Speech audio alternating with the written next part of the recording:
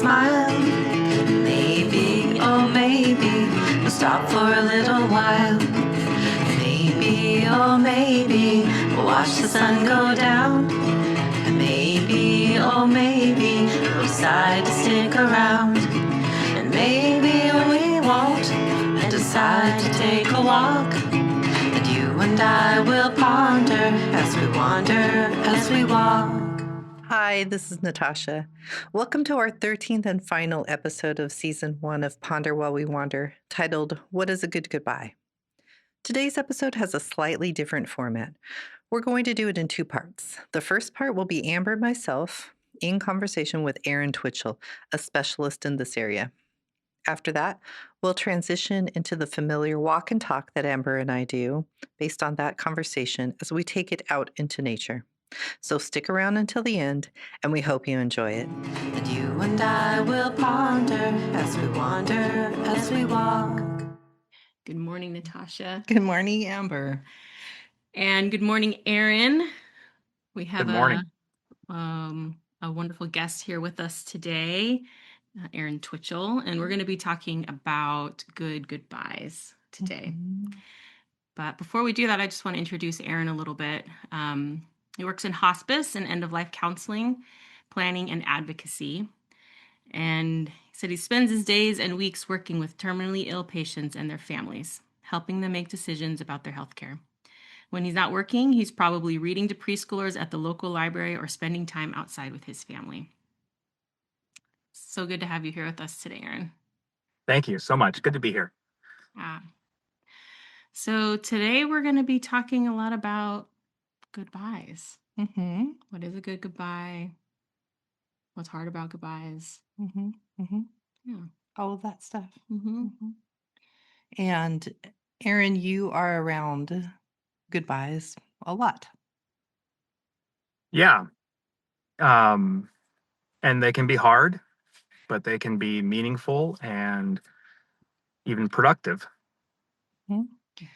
Yeah. What do you think is a good reason why we are talking about this and being able to bring this into conversation and discussion with each other? Well, I think that most people would acknowledge that we live in a death-denying culture to a certain extent, kind of depending on, where you live and your background and family traditions.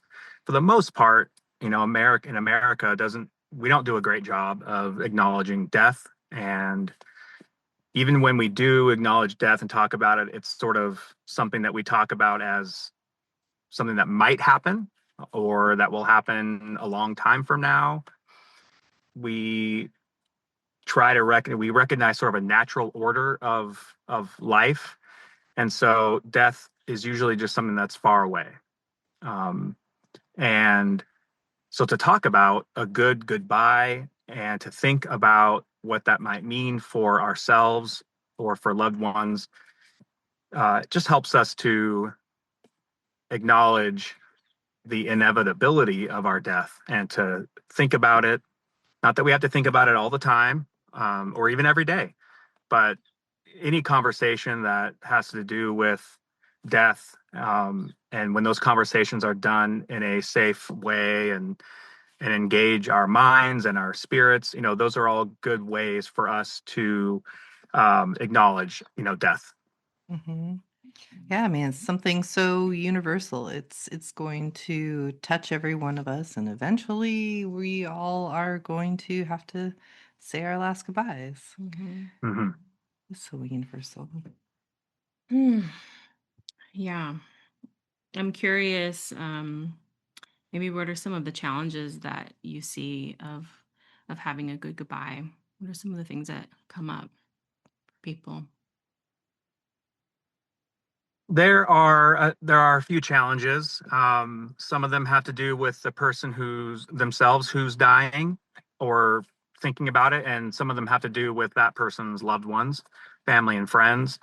And there is great potential for those two things to clash what the dying person wants to either do or talk about.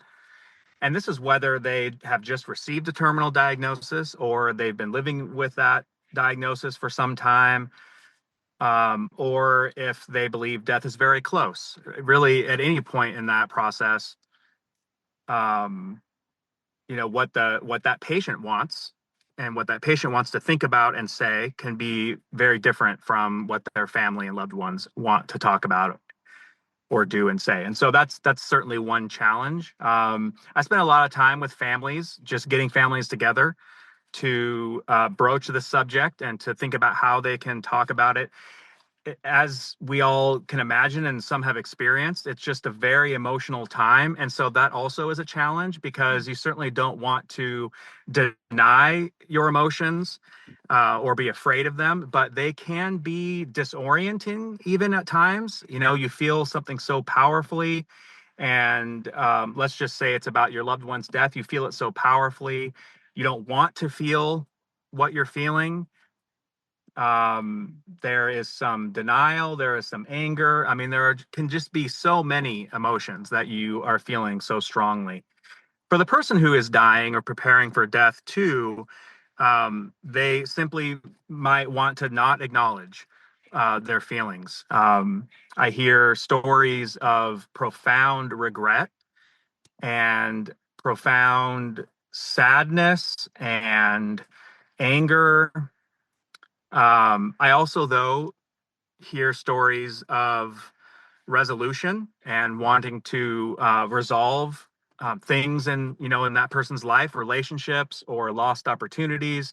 And there might still be time for that person to resolve some of these things. And so that becomes a little bit of a challenge. What do I prioritize? How do I even get started with this list that I might have developed, that I want to do or say before I die. Also, I guess the last thing I could say too is that death is a mystery, and so there's a piece of that that's challenging. It's one of the parts of the human experience that we simply cannot know about. And that's really difficult. That's difficult for me. That's probably the hardest part for me. I like to know things.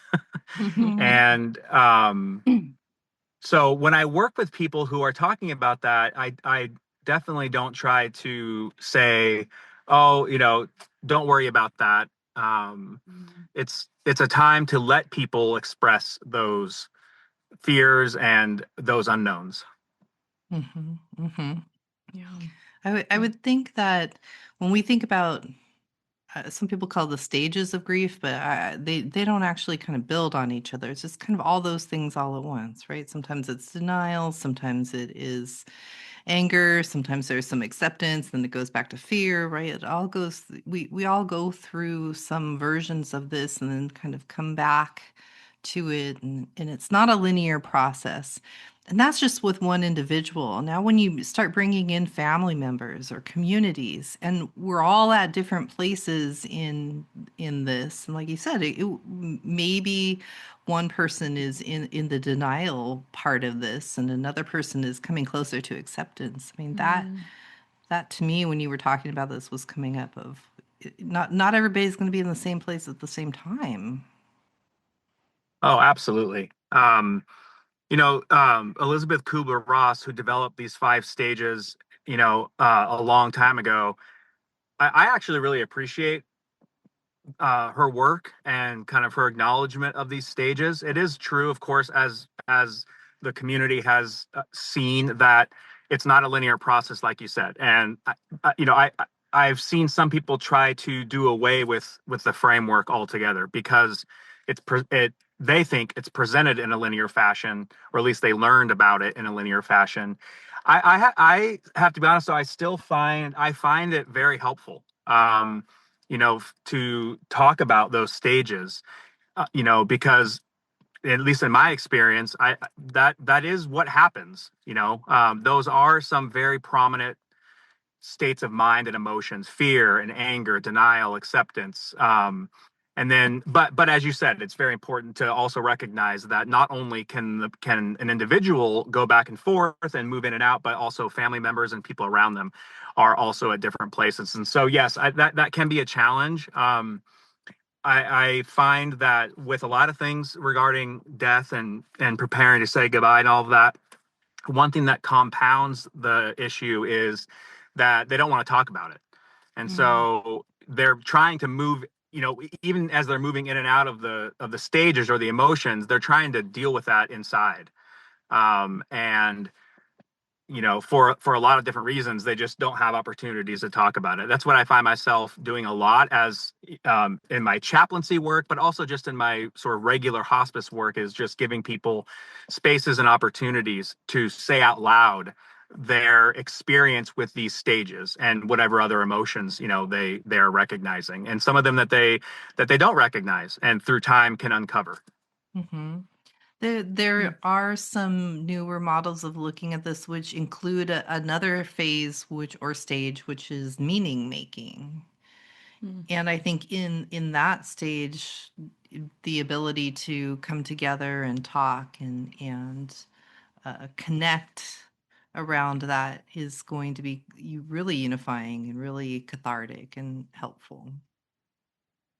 Yes, and meaning making, particularly with regard to death and what may or may not come after the death, or what we do surrounding the death, all of those used to be the property of religion for a long time. Not for everyone, but that was kind of something that the institution of religion really taught about and claimed. But thankfully, in my eyes, there's a lot of different ways to make meaning and to think about that for oneself and for one's family and friends and loved ones without institutionalized religion. But I have found, again, in my chaplaincy training, it's of course interreligious, interfaith, and no faith or no religion at all.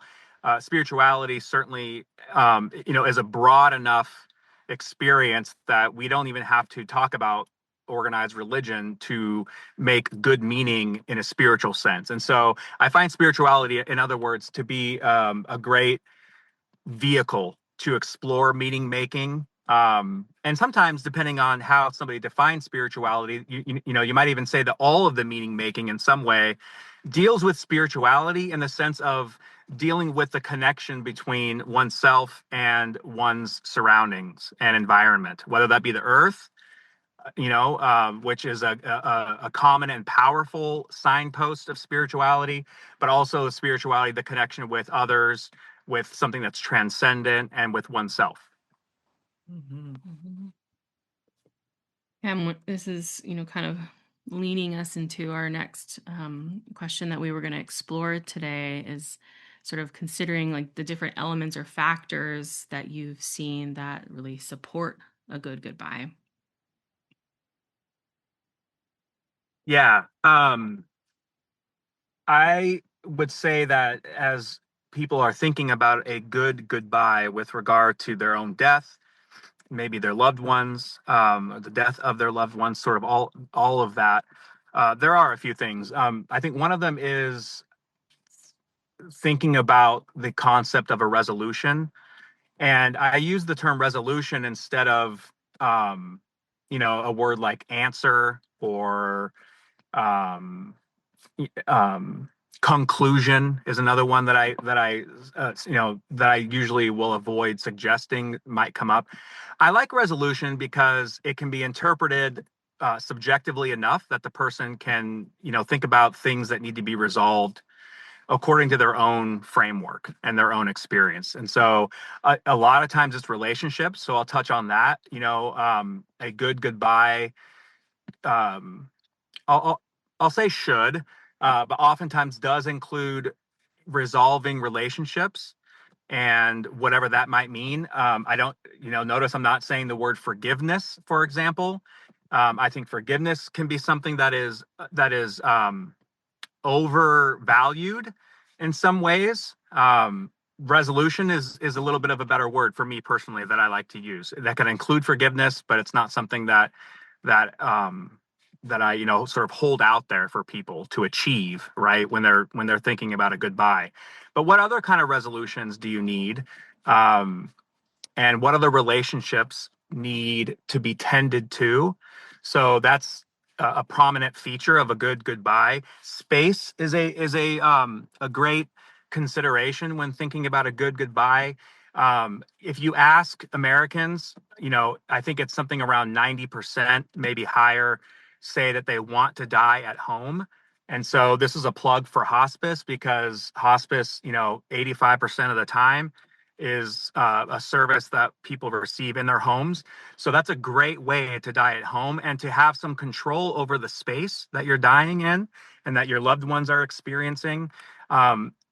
Wherever you are, though, whether it's home or a facility, you know, being able to tend to the space around you is an important factor of a good goodbye. What kind of music do you want playing, if any? Who do you want around? I'll touch on this too. So, people, in my experience, I have been with plenty of folks who wanted to die alone, and that's something that can be really difficult for family and friends to understand, and that can be a source of conflict for people, because whether the family wants to be with their loved one for the loved one's sake, for the dying person's sake, they think they need somebody with them, or for their own sake, that they want to be there when their loved one dies, you know, that can come into conflict with what the dying person wants.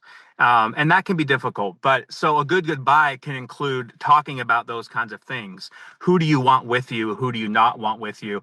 If you're able to have that conversation, for example, with your loved ones before the time comes, before you're actively dying, the earlier you start those conversations, the better way to move through the planning and thinking about a good goodbye, so that you can make those decisions. That's a big part of my work, is to invite people not to wait until they are significantly older or sicker, because like we said in the beginning, we never know when death is going to come. It's going to come for everyone. And so, how can we start thinking about a good goodbye earlier on, is something that I encourage people to do. Mhm.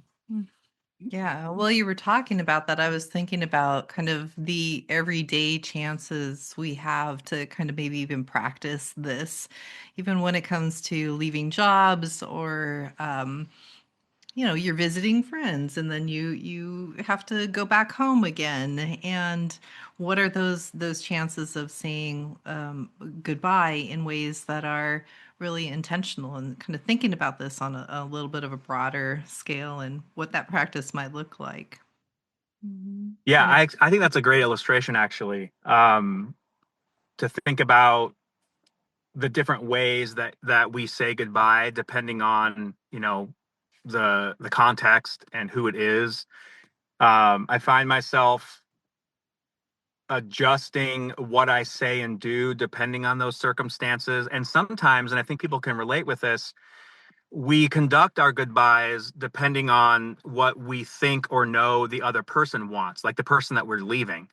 Whether we're going to be back soon or think we are or not, we sort of think, I don't really need this, whatever it is, but the other person might. So I'm going to go back into the building and I'm going to say a proper goodbye, because I know that, or I think that that person would want that, instead of me just sending a text as I'm leaving saying, hey, I missed you, but I have to go. See you later. So, like, all of those kind of interpersonal dynamics, factor into when we say goodbye.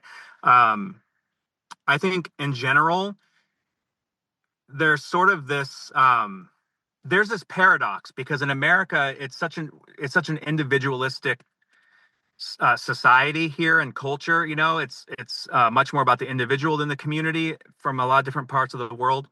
But at the same time, we do often make our decisions based on somebody else's needs. I mean, we teach that to our children: put others before yourself, type of thing, right?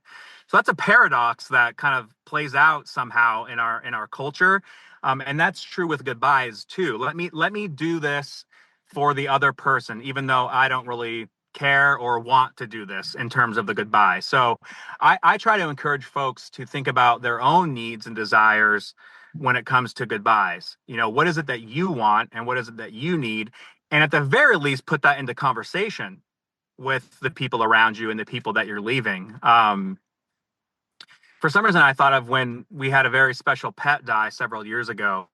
And I brought it was our dog Leroy, and I brought him to the vet. He had already died, and I brought him there, and they took him in, and this was during COVID. So I was like in the parking lot, and there wasn't a whole lot that people could do, going inside the building because it was COVID.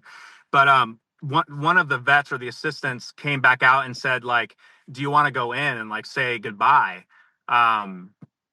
Before we wrap this up or whatever. And that was something that I really needed.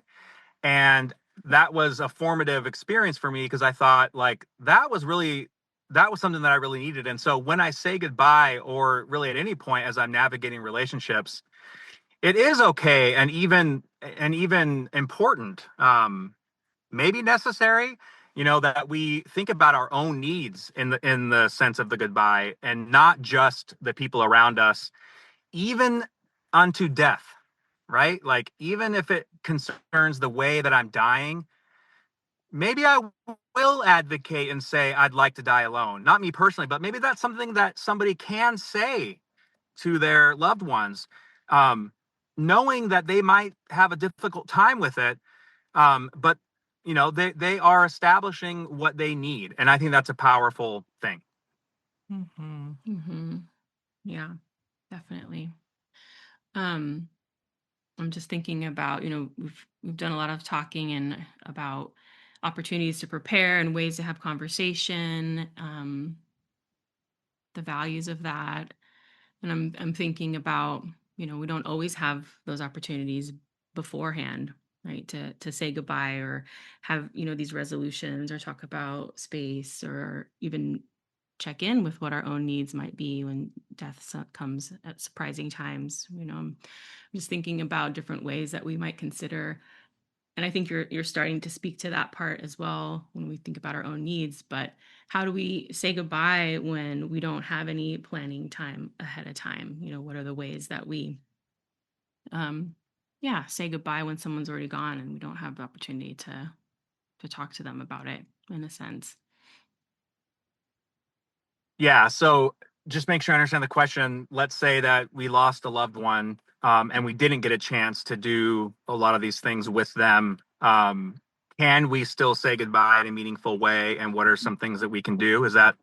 Yeah, I'm thinking about that. And, I know we're talking a lot about, death and dying, particularly today, but I think that can come up with, quick changes in life too, or having to move or changing a job, or, sometimes factors that are very much out of our control or not pre-planned, or we don't have a lot of time to prepare for. And, I guess I'm thinking about there's also maybe this arc of goodbye, right? Like, we can have time to say goodbye, or it might take time to process what that even means or what we might need, or even know that there might be some tending to a ritual or an acknowledgement of, oh, I had a goodbye, and how do I acknowledge that too?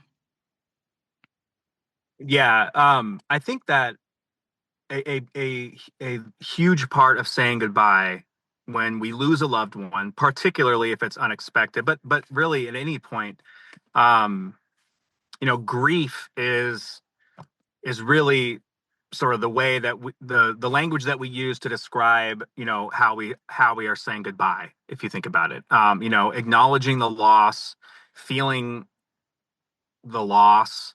Um, you know, there's memories. There's all kinds of things with our whole body that we experience when it comes to that goodbye. Um, we don't do a great job of giving ourselves the time for that grief or the space. And so I think, you mentioned ritual. So I think first and foremost is to, somehow give ourselves that time and space to grieve, to do some of those rituals, to understand that grief is not a uniform thing. It doesn't look the same or sound the same, for people. There's no template for grief.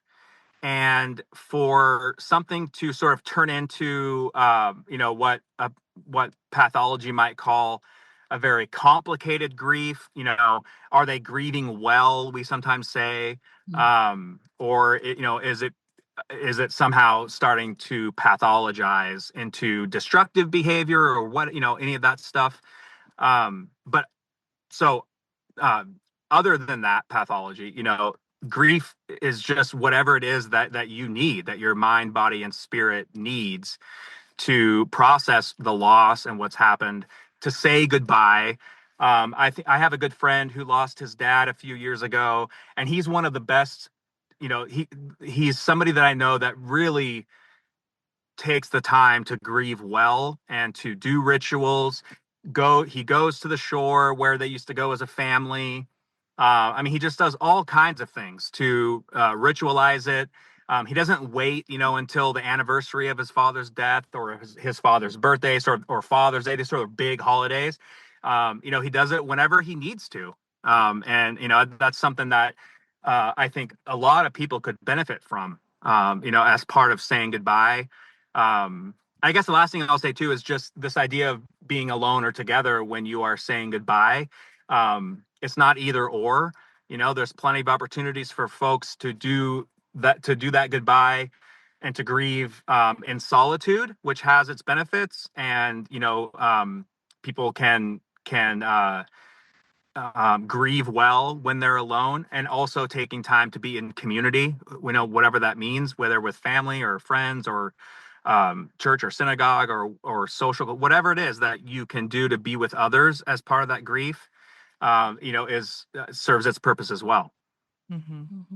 You mentioned earlier how maybe we have, as a society, we don't do this really well. We don't see good examples of how this can be. A lot of times, I think when we're going through losses, it's almost it's not secret, but it's private, and it is not expressed outwardly. And so sometimes I get stories of people who know that there's something going on with somebody that they care about, or they know that there's something impacting a family, and they'll say to me, they feel very helpless in that situation. I don't know what to do. I don't know what to say. I'm sure you've heard these comments from people. What might you say to somebody who is kind of witnessing this and wanting to be helpful or useful or connected, but doesn't know what to do or say?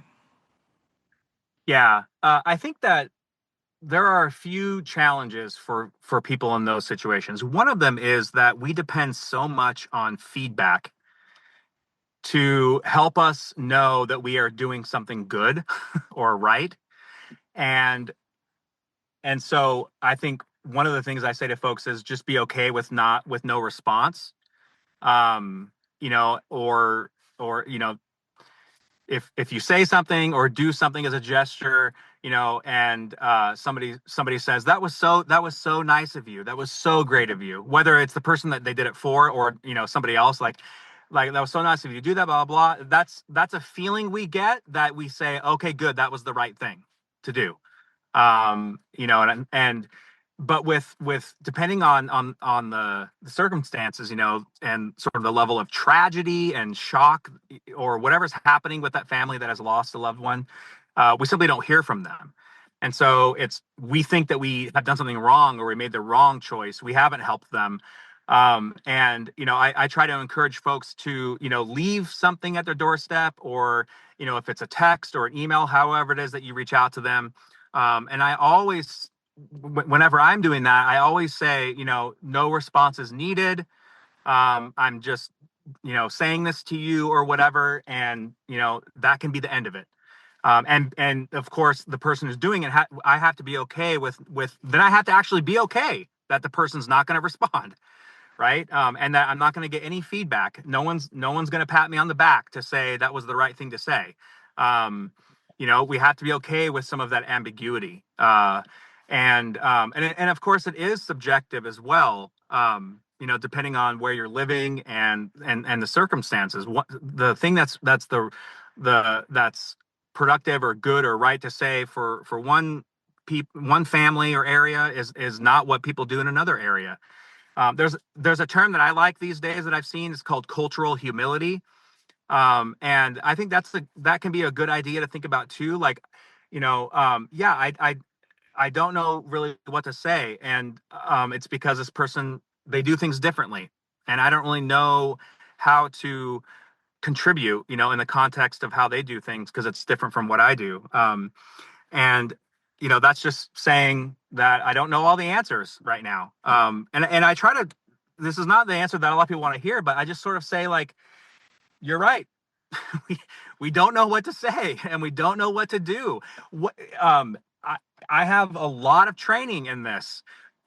There's nothing I'm going to say to somebody who has lost a child or whatever. There are some things that there is nothing to say, and you just have to accept that. Your presence alone and your offer of silence and the whole past and context of your relationship with those people is probably enough, to be honest. They're not going to say, "Oh my God, I didn't get a fruit basket from Aaron when my loved one died." Like, does he even care? And the answer is that if I have relationships for which I would feel compelled, to reach out to them and whatever, and to be there for them, chances are I have invested already in the relationship that they know that, that I can call on me and they can, and whatever. And let me just say one more thing too, quickly. On the flip side, having acknowledged that there's nothing really to say, I encourage folks. So you're going to post on their funeral homes have walls where you can kind of post things. And I see a lot of folks who say, please accept our condolences for your loss. I say, do those things. Like, there's nothing wrong with it. We might feel like it's not enough. We might want more suggestions about what we can say and do, and that's okay. I can talk with you about those things. But if all you did was just say, something like that because it was online, or you sent a card, like, it's not a contest to see if who can do and say the most profound things. So I feel strongly about this because I feel like people, they don't give themselves enough credit. Just do one thing, say one thing, be there, and that's, in my experience, that's oftentimes enough. Mm-hmm. Mhm. That was a soapbox. I'm sorry. Okay, Great. so this may or may not make it to the edits, but are there things that people can say that are not helpful? Oh, that list is a lot longer and more readily available. Yes. Um, and I guess with social media and all that, I think that the things that are unhelpful, I think people are starting to kind of realize, and maybe that's contributing to this anxiety of, like, I don't want to say the wrong things, so, I think anything about, like, so there are just some bad ones, and things like, well, God needed them. Mhm.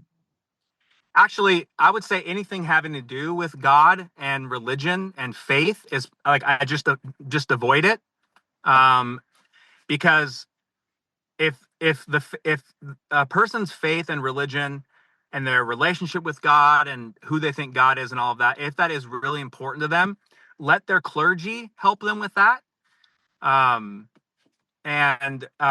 think it's a lot safer to speak from who you are and not from who you think God is.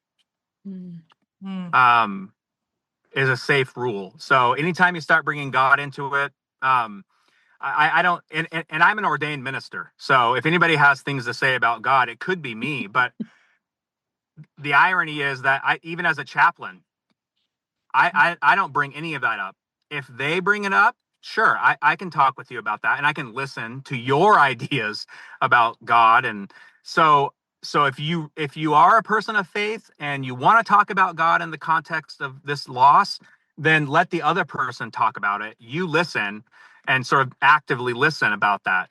Don't don't volunteer a Bible verse or some verse in a scripture.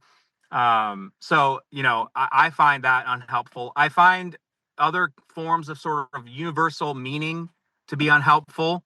It's not a time for universal meaning because, again, in particularly certain circumstances, it's not natural or universal.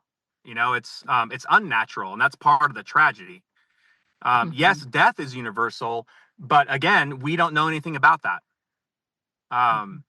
So to avoid the unhelpful list, usually is just about, focusing on who who that person is, who's experiencing a loss, who they are, what they want to talk about. And in the absence of all of that, just saying little and being present, is usually a better bet. And things like, I'm very sorry to hear about your loss. Please accept our condolences.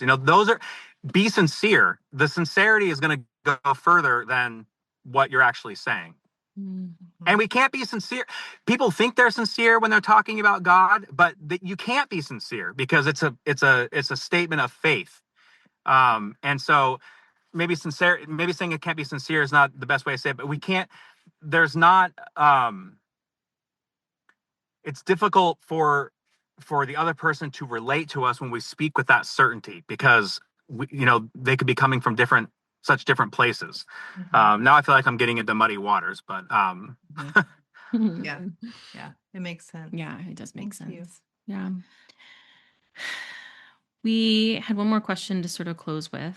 Okay. Just sort of wondering, what might your hopes for us individually or collectively be in our goodbyes? So somebody shared with me what they believe their definition of the human soul is. And I've always had a hard time believing in a soul, which is controversial, but I really love this person's definition. And he said that our souls are the collection of our innermost relationships. It's a collection of our innermost relationships. And I think that is a beautiful way of also understanding goodbyes, because whether it's the person who's dying or their loved ones, like those relationships, I think are probably they're universally the most important thing that people care about when it comes to death. And so my hopes are that, whether it's now when death is far away or seems far away, and it's our own death, or whether death seems closer, my hope is that, people can focus on their relationships. I've never heard somebody regret either taking or not taking a job, or earning more or less money, or achievements or possessions or anything like that, except when any of that has to do with their relationships. And so even if you're thinking that you want to plan for your death and plan for your goodbye, and you don't know where to start with your relationships. And that includes your relationship with yourself. So we talked earlier about needs and wants, and that has to do with how we feel about ourselves and who we are. And so begin a journey of honesty about who you really are, because that can help inform what you might need and want when it comes to your own death. And then same with your loved ones. And start those conversations and just focus on the relationship, and how your relationships can support your goodbye. That was so beautiful. Yeah. Thank you. Thank you, Erin. Thank you. We're gonna practice our goodbye, our immediate goodbye and our universal goodbye. And yeah, this is making this a lot harder to say goodbye to you right now, man. We went deep on a what is this, a Wednesday morning? I know. I'm gonna have to do some processing after this, I think. Gotta go for a walk and talk about this. Yeah, there's an added layer for me because it's my birthday, and after this I'm going to to admit this woman who's 93, and her healthcare power of attorney, the person who's going to be signing everything, they've been friends for, I think, 75 years. She doesn't have anybody else. And so it's these kinds of relationships that I love. It's not always straightforward. It's not her husband who's signing or her child. It's her friend that they've been friends for over 70 years, which is incredible to me. And so that's the relationship, that we're going to focus on and that we're going to navigate while we think about how this woman can say goodbye, and they can say goodbye to each other. Mm-hmm. You never know about those relationships 70 years ago that are going to be the ones that are going to outlast anybody else. Huh? Yeah. Yeah. Our family and Amber and her family, hopefully we'll get to experience that down the road. Yes, I know. I was telling Natasha that the other day. I was like, yeah, two of my near and dear, because, we've traveled this lifetime for over 20 years together with you, Aaron, and 20 years with you, Natasha. So yeah, we're almost to 70 more time to go. We're on our way. Aaron, I know that you also, part of your work that you do individually, as well as you also support people through this process of preparing and all the different elements that might entail, legally, emotionally, having these conversations. So we'd love to be able to put that in the show notes where people can find you as well to maybe reach out for more support or support along the journey of preparing for goodbyes. So we'll make sure to include that in the show notes. Yeah. Okay. Thank you so much. And there's so many other ways that this comes up when we talk about people, losing their space or place. So we just had some really big wildfires, and people, can't go back to their homes, or even if they did, it's not the same place. But you also talked about losing a pet, and I think that those experiences can be really profound, and yet we don't acknowledge, we're even worse at acknowledging those kinds of losses. So hopefully we will revisit some of that stuff, and you can definitely come back and talk us through some of that stuff as well. Yeah. That dog who I mentioned earlier, we had him for 16 years, and we had another dog that was 14 when he died that we'd had for 14 years. And so both of the deaths of those pets changed me and my life profoundly. So I 100%, I'm not somebody, nobody should gatekeep your grief. If you're grieving a loss, I don't care if it's a celebrity or whatever it is, the sense of loss that you feel when someone or a pet dies, it can be a profound experience. And I don't think anybody should gatekeep, how that feels to lose that person or pet. Thank you so much. Happy birthday. Happy birthday again. Thank you. Thank you so much for having me. I really appreciate it. And I enjoy the podcast as well. So thank you for the podcast. Yeah, so glad. Thank you, Aaron. Until next time. Okay, I'm gonna go wander. Okay, all right. That's good. Bye. Bye. Hello, Amber. Hi, Natasha. Welcome to our last episode of the season 1. Oh, I can't believe it. We did it. We did season 1. All right. Well, I mean, we're doing done it. with this Yeah. one. We're close. We're so close. Yes, but you can feel it. We're close. It's amazing. It is amazing. Tell us where we are today. Today we are at H.J. Carroll Park in Chimacum, Washington, and we are going to be walking down to a little creek, and it's actually pretty active here today. There's lots of kiddos playing and some volunteers tending to the native plant garden they have here. So you might hear some other background noises today. But yeah, we're going to be sort of continuing parts of our conversation that we had earlier today with Reverend Aaron Twitchell, who's the founder and lead consultant at Lovewell NJ. chimacum.com. We can put some more information about that agency in the show notes. But we were talking with him this morning about good goodbyes, and also felt really fitting for this being the last episode of our first season. Yeah, we've talked before about in the grief and loss episode, which turned out to be a really long episode. So if you hung in there, great. It is complicated, and we don't have a lot of opportunities to talk about goodbyes and what that's like. And yeah, a lot of times I think we kind of skirt past it, or just don't really have great ways to acknowledge goodbyes. Well, we were thinking that it's pretty important.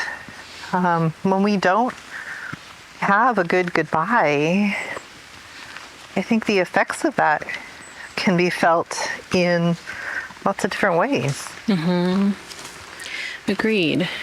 Oh, and it's how do we let go of one thing, say goodbye to one thing, and in doing so also kind of open up space for pause for... Oh, it's fishing. I thought it was a creature maybe splashing in the creek. It's a large There creature. can be mountain lions out here, so... A large creature in the creek. But it is of the two-legged kind, so we're okay. Yes. Goodbyes, endings, the complications of what comes up, and the many reasons why it's difficult to say goodbye. And I think for a while, like that phrase closure, we want closure on something. Like that we also know isn't quite possible all the time. I guess in some ways it might be, but I don't really know what that means. I've never really experienced quote unquote closure myself on things. But when we were talking to Aaron earlier, he was talking about resolutions. And I really liked that. So if you have a chance to listen to that part before you listen to this might make a little bit more sense. But yeah, the idea of resolutions. Is this a place where we'd like to... Yeah, we can sit here. Or we can hear the creek in the background. We're kind of in a forested, woody area. Lots of cedar trees around us. We didn't have to wander very far to find this little space here. Oh, it's a nice bench here. That little bird in the background. The sun was efforting just a moment ago. It was. Leaves are falling and changing. Yeah. Yeah, I really liked that idea that he brought into about resolution. And I think when we're saying goodbye, we want, it's like there is a finality there, and we want like answers, or we want something more solid or concrete or predictable, or we just don't want to feel like we feel when we're saying goodbye sometimes, because it's hard. It's disconnecting. Yeah. So the reframe of what does resolution look like I think is really helpful. Yeah. And I like that we are giving this the opportunity to practice goodbyes on maybe a smaller level, something that's more attainable, something that's more digestible, because we're saying goodbye to this first season, which is kind of a happy experience. It's marking some kind of it's a happy goodbye. And we're not going away forever. We are definitely working on a second season. Yeah, as you're saying that, this is perhaps the goodbye of we've crossed the threshold not starting this project. Like, we can actually say goodbye to that part of it. He's like, we started the project. Yes. Yes, that was definitely a big threshold barrier of not starting the project. Yeah, it took us some time, and we hung in there and we stuck with it. So I'm proud of us for Very sure. proud of us. Very proud.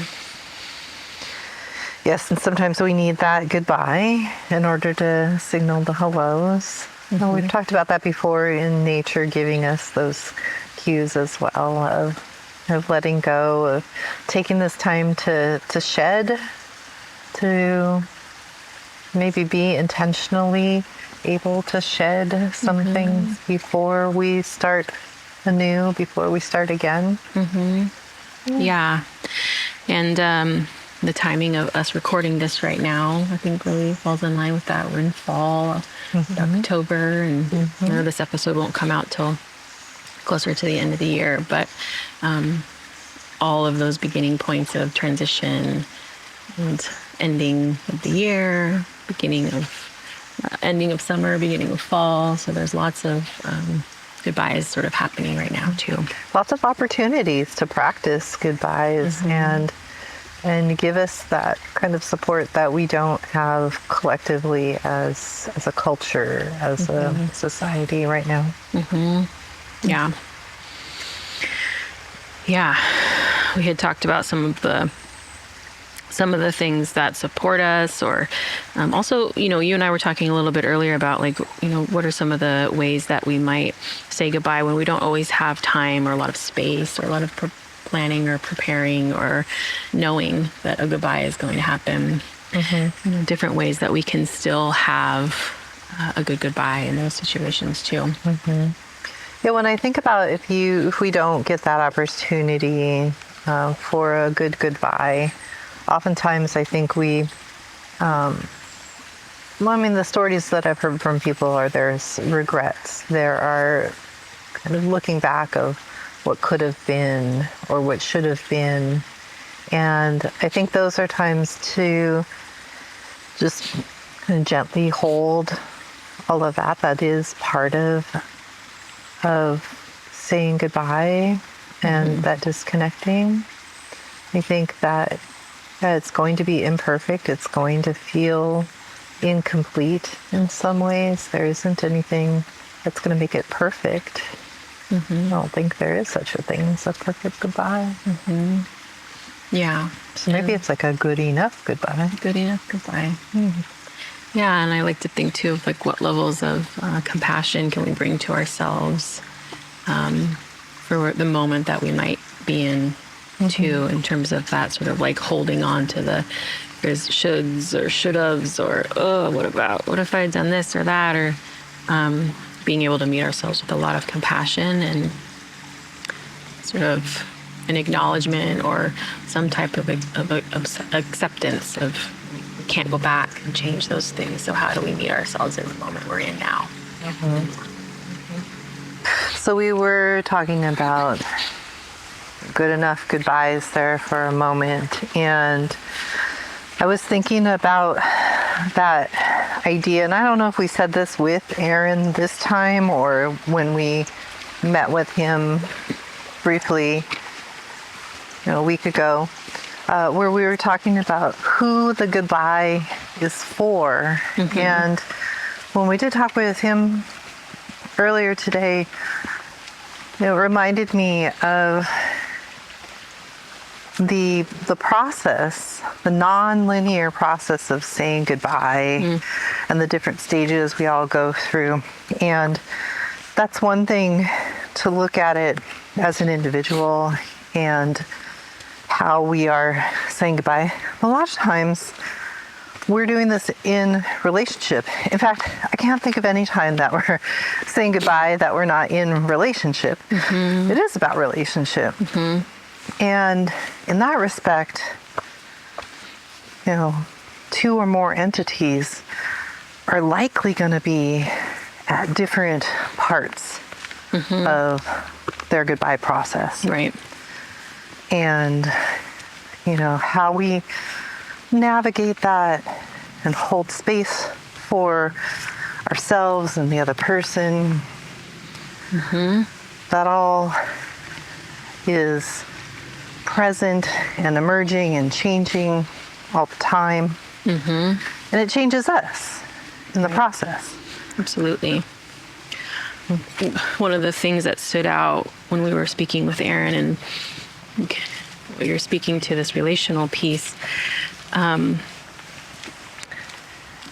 any part of this goodbye, if we're talking about, in community or more than one person, actually requires talking about it.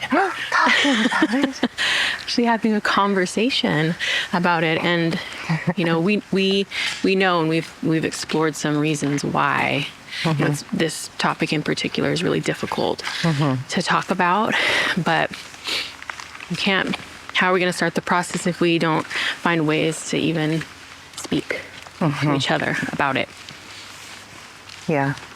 And sometimes we can have more organic conversations that just come up because we have proximity to the person or to the community, or, sometimes goodbyes come in the form of one phase of life to another, and then it just kind of comes up organically. I remember moving from one house to another, and you go through the whole process of packing up. There's a lot of things to do, and then there comes a time when you realize that that's it. These are the final moments, and they can come up pretty organically if we're present with it and give us that opportunity.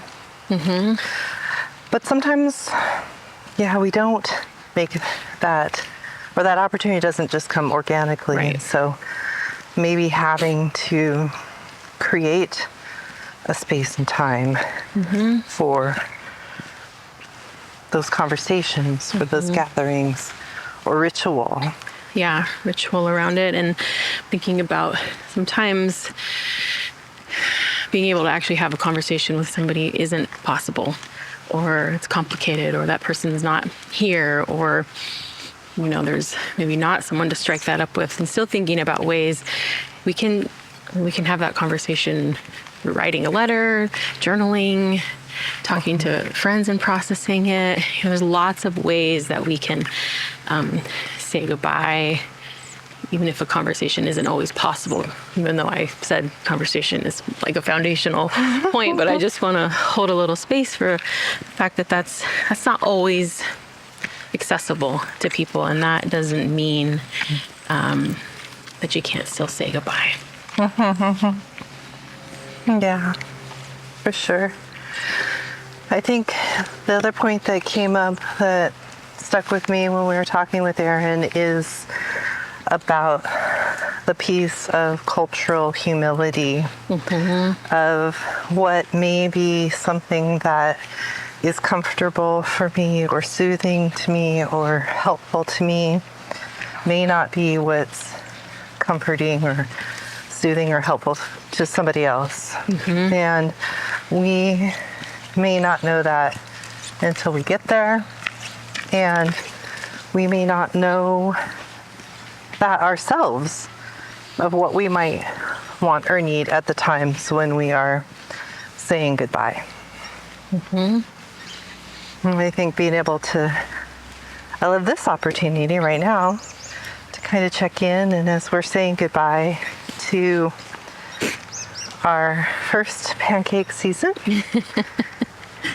and this time that we've had together, are there things that you've identified that might be needs that you would want to share as an example? Needs. I think maybe how it comes up for me more is thinking about the process and like the elements of that process of saying goodbye. And I feel like there's this natural part of kind of like looking back and just reflecting on what the experience was, and really being able to kind of honor the experience, whatever it was, this idea that, we can go back and we can honor it, and we can notice the different levels of effort we put in or the growth that was had, and really trying to hold that in gratitude and appreciation for what it is, and not in some kind of perfect idea that it had to be perfect, that it's good. It's good. Yeah, to let it be good, not perfect. Let it be good, not perfect. Let it be good enough. Yeah, I think that has been a theme of ours that we have tried to hold. And I think another part of one of the things I recognize about wanting to kind of punctuate this ending and this goodbye is it's also giving me an opportunity to reflect on our relationship and how we have met some of the challenges that have come up for us individually during this process, and that we've also done that together. And not that we could necessarily help each other in all of that, but we could be there and witness it and ask the questions around it. And I appreciate that time and space to be able to do that. Doing this project with you while we have busy lives, while we have, work and practices and kids and milestones and parents that are aging and friends that are going through hard things and the world that is going through hard things that is impacting all of those pieces at the same time. Yeah. The episode that we recorded right before this one, The Present Not Perfect, I feel like that is, for me personally, a really good kind of, even that idea, a really good summary of this year for me, and what it's like to stay present in the process. We had to learn a lot of new technical skills this year. Hats off to you, I have to say. Natasha's our sound tech most of the time, and learned a ton, and different intricacies of this and different ways of collaborating and combining ideas. And not that that's a new idea for us or a new experience, but in this realm, it's a new experience for us. So I think that idea of how do I stay present, and that we have really stayed present with each other for this whole year. And it doesn't have to be perfect. And I'm really feeling the gratitude for that. I'm also feeling gratitude that we got to do this, and it took a huge network of individuals on my end and your end to support this. The tech thing doesn't 100%. Come easy for me, and I've got two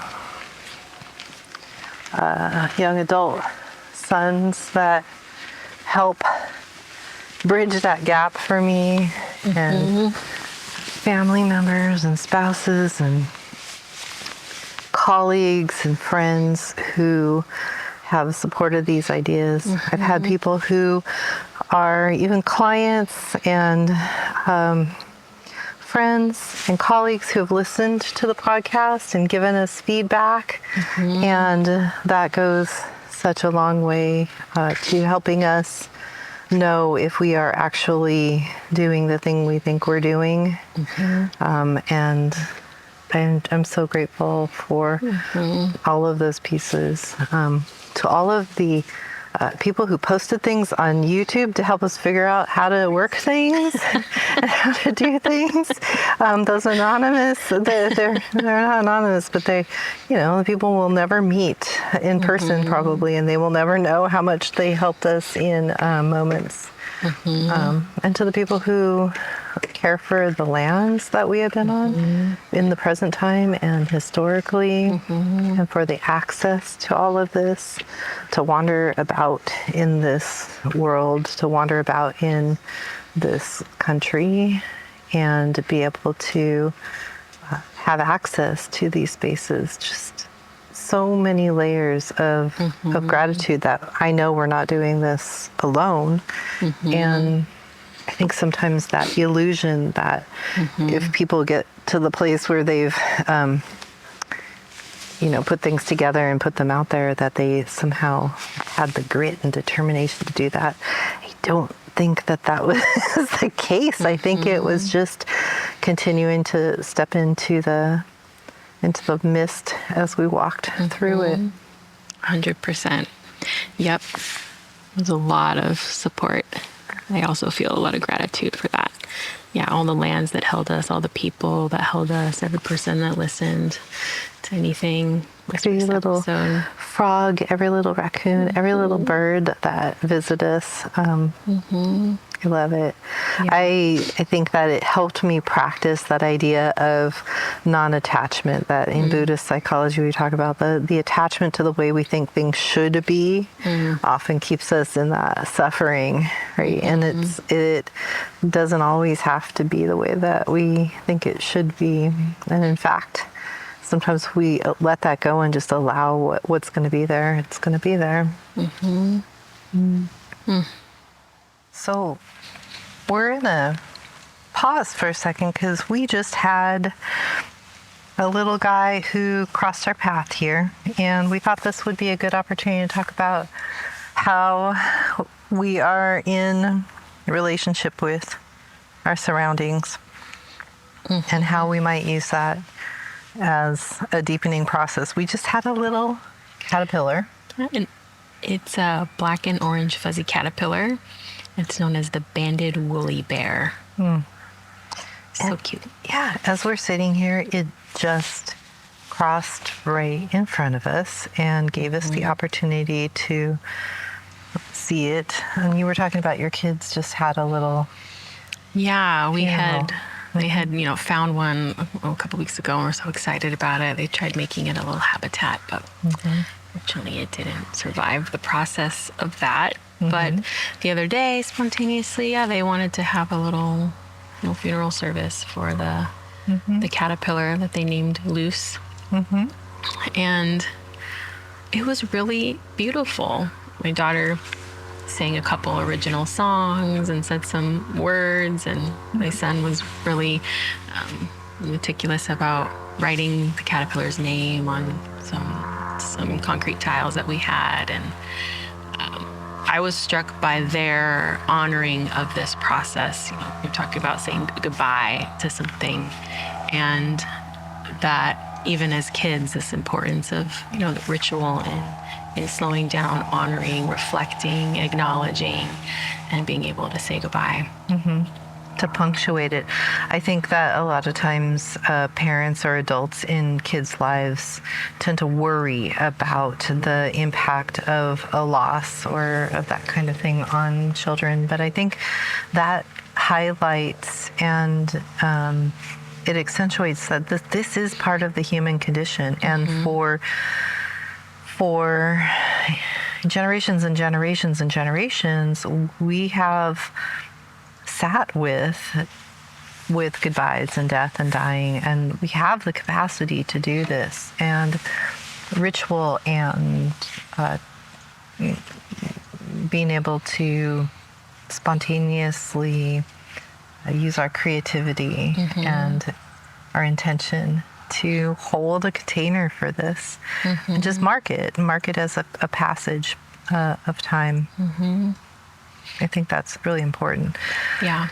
We were talking also about some of the ways of being in the world, of how we are living, and maybe not being able to sustain this industrial growth society, right? How there is a way of being with that, of if you don't know anything different, if you don't know what the next step is going to be, that uncertainty that Aaron was talking about. That is really hard for humans. And just to honor that that is part of the process. And sometimes if we don't allow that opportunity to start to even say goodbye, we have this like this grasping and these ways of like showing up that I don't think are aligned with our pro-social human behaviors, right? You see a lot of lashing out, a lot of maybe that is the denial phase of we can't sustain life like this. And it's heartbreaking. It's really heartbreaking to see the ways that humans will not have cultural humility, that who will push back against, you know, a lot of the things that are showing us that we can't sustain the way that we're living.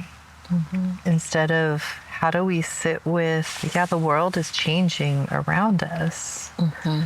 And what are the ways that we can sit with that and grieve together and come together, bring us together. These are opportunities.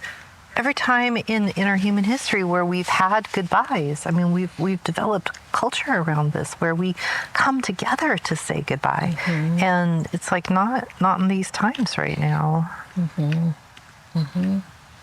Yeah. And I think that speaks to that part of like the individualistic piece of it is we are not meant to, you know, say goodbye to what we've been told. We did everything we were supposed to do. You did all of the right things and still you're not getting what it is that you thought it should be like or told you would get if you did all the right things. Yeah, how to actually start to move into those parts of acceptance of goodbye. And yeah, seeing, I think, even how people are on all different stages and phases of goodbyes. Talking about that a little bit earlier too. But yeah, there's this collective part of coming together. It's a ritual even in and of itself. So tell me about caterpillars and moths for you and that changing process. What might you take from that as a metaphor that might help you make sense of all of that and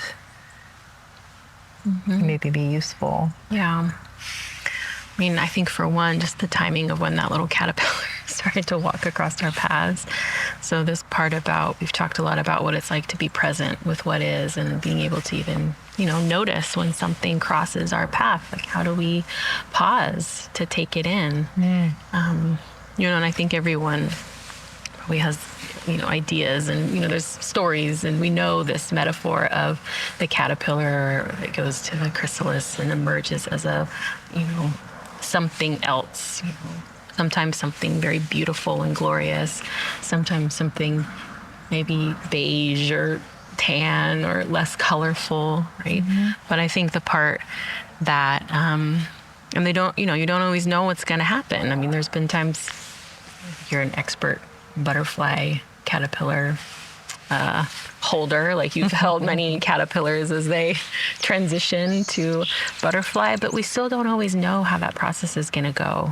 So there's some surrendering to that process, witnessing of it, and at the on the other side of it, there is inevitable change. Like we cannot avoid that. Right? So how do we lean into that process? And what can we learn from the caterpillar about preparation, the waiting, the patience, the unknown, and the emerging? Yeah. Yeah, that stage, that cocooning stage, right, of when the caterpillar's in a cocoon and there isn't a resemblance of what was before, and it's not a resemblance of what will emerge after, which is in this case a moth, right? That in between space, that liminal space. There's something very hopeful about that, because you don't know. You don't know. Anything is possible. What's happened, the mystery of what's going on in there, or what's going on in the whole process. Like, we just don't know. And that's okay. If you open up that cocoon, or if you really try to take a look inside, for the most part, it's going to interfere with that process, and you're not going to get that same outcome anyway. So being able to sit with the mystery of it, and recognize liminal space. It's going to be uncomfortable. It's also going to be really vulnerable. I've seen butterflies put chrysalises in places where I'm like, that shouldn't, like, that, I can see a bigger picture, and I don't know how that's going to work. And that's really hard, right, to trust that process. And sometimes the process doesn't work. Yep. But who am I to say that I know better than everything else that's going on in the world and the universe, right? That's not my place. My place is to be with the mystery of it. Yeah. That's hard for me. Yeah. I want to make the changes. Yeah. It helps me to think of that liminal space as it is its own destination. Like it is a place. The in-between is a place. Yeah. And something will emerge eventually. I like being able to sit with people sometimes and having longer periods of time with them where they have gone through some liminal space, and then they come back and like years later they tell me I'm in liminal space again, right? Like there's some acceptance around it, just naming it again. Absolutely. The caterpillar showed up for us, the beautiful metaphor of transition from one place to the next, one ending to a new beginning, and the journey that we're all on together. Thank you for taking that sidetrack with me. Oh, anytime. Yeah, I couldn't agree more. So in our preparation today, I don't think that we thought about our ponder points all that much. Yeah, this is true. And here we are at the time where I don't know if we can say much more about goodbyes. I really did appreciate this time and this space together.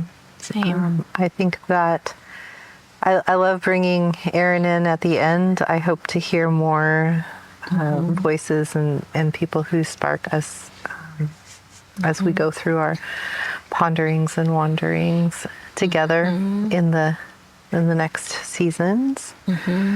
Do you have anything that you would like to leave behind in this first pancake season?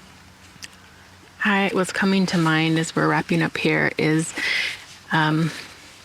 inviting people to reflect, however length of time. I know this is going to come out kind of at the end of the year, so maybe through the year or maybe a few months, whatever feels like a relevant amount of time. But the invitation would be to see where you can notice the good and not the perfect. So don't miss